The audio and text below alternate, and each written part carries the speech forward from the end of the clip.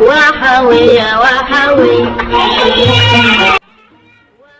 يا مساء الورد والفل والياسمين، ازيكم عاملين ايه؟ يا رب تكونوا بخير وفي احسن حال. كل سنه وانتم طيبين ورمضان كريم. النهارده هنعمل مع بعض فيديو كده سريع وظريف.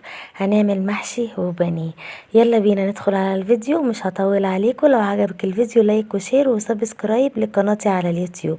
يلا نبدأ ونشوف عملنا ايه. جبت نص كيلو بانيه وغسلتها بشوية ليمون ومية وشوية ملح، وبعدين صفيتها وجبت بقى دي مية بصل، بس مية بصل مش بصل.